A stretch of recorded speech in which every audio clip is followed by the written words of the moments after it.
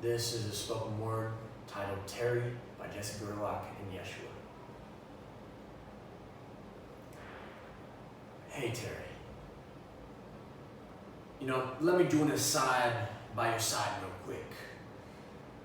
Hey, to all of you who didn't know the man of the hour, I'm about to drop some words that are symbolic like the caged free birds that this man set free every time he sat down with us nerds to discuss the latest and greatest we had discovered. You see, the amazing part about this man was that despite already knowing the subject at hand would subject his time and eloquent mannerisms to attune to listening to what he knew too.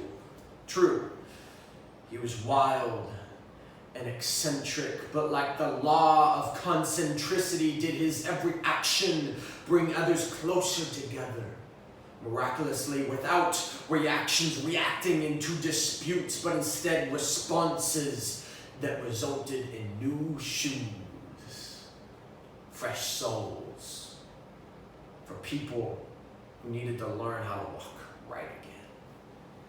He was good.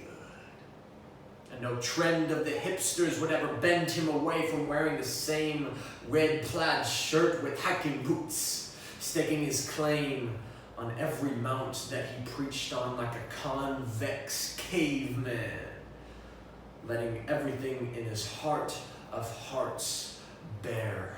As his home hearthed so many under the wise banter he so quickly brought others to canter alongside him with. He was crazy. Yeah, his name, as we knew him, was Dr. Terrence O'Casey, which in case you didn't know was short for Casey. Okay, with my aside, okay, see, I'm gonna talk to you now.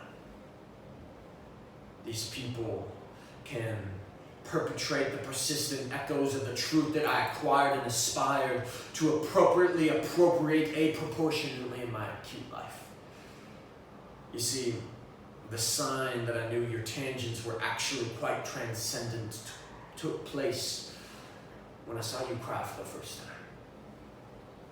He said, in humility, that when it was written in Genesis 1:1 that God said, it was actually more accurate to adjust this verb to God saying.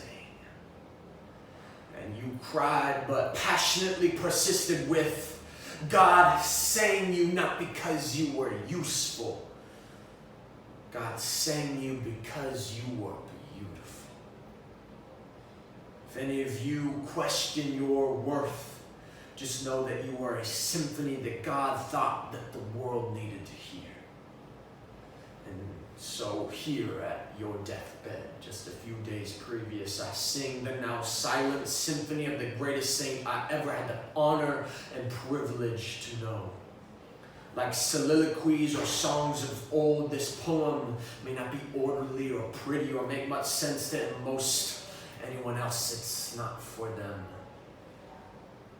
It's like you said, our job is not to understand everything, but instead learn the art and discipline of being a kid again, trusting without complete comprehension.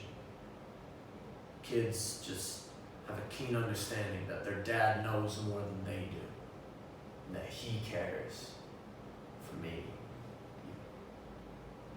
Terry. You taught me so much.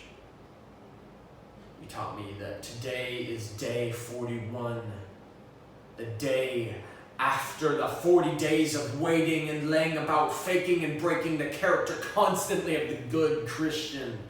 You taught me that today is the day that we can make the move, maneuvering from what once was into what is. Terry, you taught me how to feel again.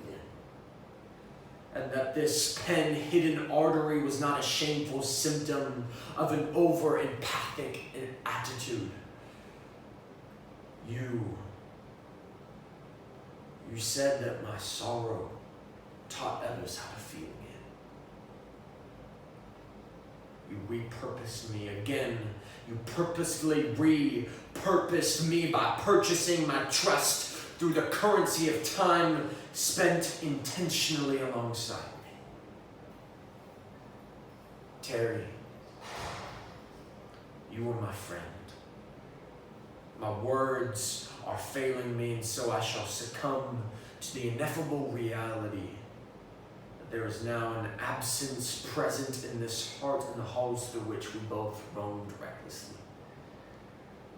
I know that you are gone now. And unlike your many other adventures, this is one journey on which I cannot follow. But I trust in our God. Our God. I will see you again.